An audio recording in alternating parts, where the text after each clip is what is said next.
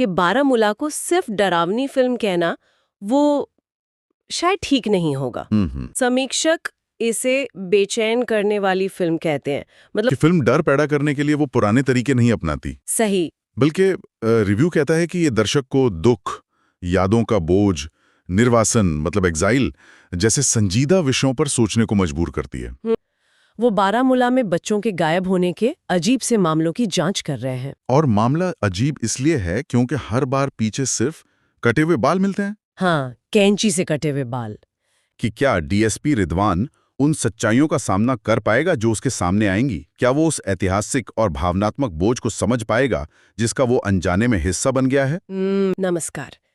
आज हम एक नजर डाल रहे हैं नेटफ्लिक्स पर आई नई फिल्म बारामूला पर। हाँ, ये फिल्म हाल ही में आई है, 7 नवंबर को। बिल्कुल। और देखिए, पहली नजर में शायद नाम से या पोस्टर से ये एक हॉरर थ्रिलर जैसी लगे। कहानी में कहीं ज्यादा पड़ते हैं, मामला गहरा है। सही। तो आज हम यही कोशिश करेंगे, इस समीक्षा के जरिए समझेंगे कि फिल्म का असल आइडिया क्या है, किरदारों का अभिनय मतलब एक्टर्स ने काम कैसा किया है। तो चलिए शुरू करते हैं फिर। जरूर। देखिए, समीक्षा शुरू ही इस बात से होती है कि बारामूला को सिर्फ डरावनी फिल्म कहना वो शायद ठीक नहीं होगा। समीक्षक इसे बेचैन करने वाली फिल्म कहते हैं। मतलब वो जंप स्केयर वाला डर नहीं है इसमें कि अचानक कोई आ गया या परछाई दिख गई। हाँ, वो टिपिकल हॉरर वाला मामला नहीं है। नहीं, समीक्षा के मुताबिक ये एक ज्यादा गहरे डर की बात करती है। वो डर जो अपनों से बिछड़ने का होता है, अपनी पहचान खोने का डर, अपनी जड़ों से कट जाने का डर। हाँ बिल्कुल, उस जमीन से उखड़ जाने का डर जिससे आप कभी जुड़े थे। और ये सब कुछ हो रहा है कश्मीर घाटी की पृष्ठभूमि में, तो वो एहसास और गहरा हो जाता है। और ये बात दिलचस्प है कि समीक्षा कैसे इस अंतर को बताती है कि फिल्म डर पैदा करने के लिए वो पुराने तरीके नहीं अपनाती। सही। बल्कि रिव्यू कहता है कि ये दर्शक को दुख, यादों का बोझ, निर्वासन मतलब एग्जाइल जैसे संजीदा विषयों पर सोचने को मजबूर करती है।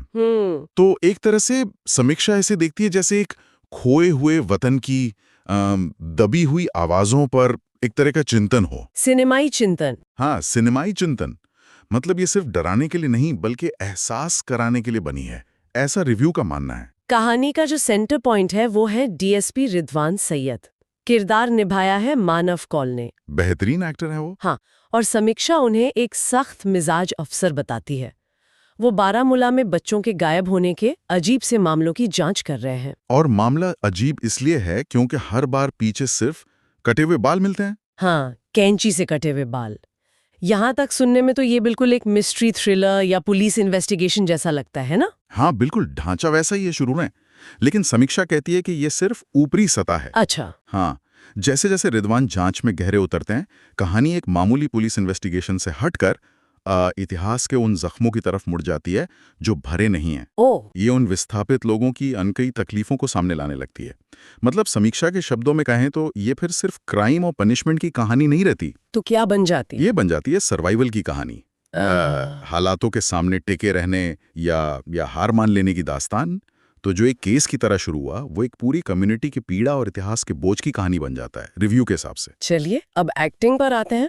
मानव कौल की बहुत तारीफ है समीक्षा में। हाँ, मैग्नेटिक आए उन्हें। हाँ, मैग्नेटिक यानी चुंबकीय आकर्षण कि वो दर्शक को बांधे रखते हैं। और उनका किरदार रिदवान बड़ा कॉम्प्लेक्स दिखाया गया है। एक तरफ वो अफसर है, ड्यूटी कर रहा है, लेकिन अंदर ही अंदर शक से भी जूझ रहा है।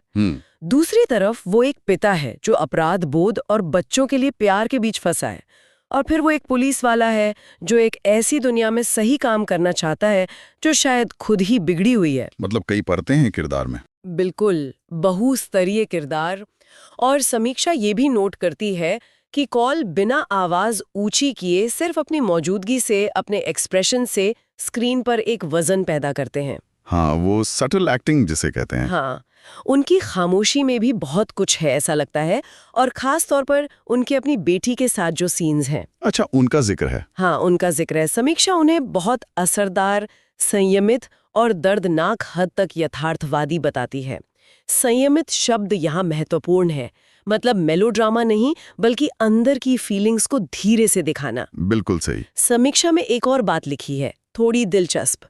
समीक्षा को लगता है कि इस परफॉर्मेंस को पूरी तरह महसूस करने के लिए शायद इसे बड़े पर्दे पर देखना चाहिए था। ओह, मतलब थिएटर रिलीज डिजर्व करती थी परफॉर्मेंस। हाँ, कुछ ऐसा ही कि नेटफ्लिक्स रिलीज से शायद वो सिनेमा वाली भव्यता थोड़ी कम हुई हो। ये परफॉर्मेंस के स्केल की तरफ इशारा है। समझ गया। और देखिए, एक्टिंग का महत्व यहाँ सिर्फ कहानी आगे बढ़ाना नहीं है।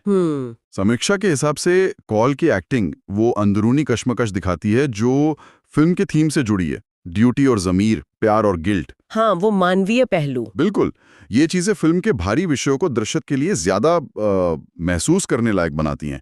जब आप किरदार की उलझन समझते हैं तभी कहानी का वजन समझ आता है, और समीक्षा कहती है कि कॉल यही करते हैं। फिल्म में रिदवान की पत्नी का किरदार भाषा सुंबली ने निभाया है।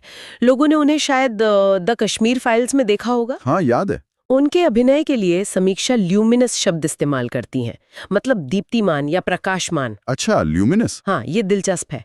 अब जरा फिल्म के जो मूल विषय हैं और इसका ऐतिहासिक संदर्भ, उस पर आते हैं, जैसा समीक्षा में बताया गया है। हाँ, ये बहुत महत्वपूर्ण हिस्सा है।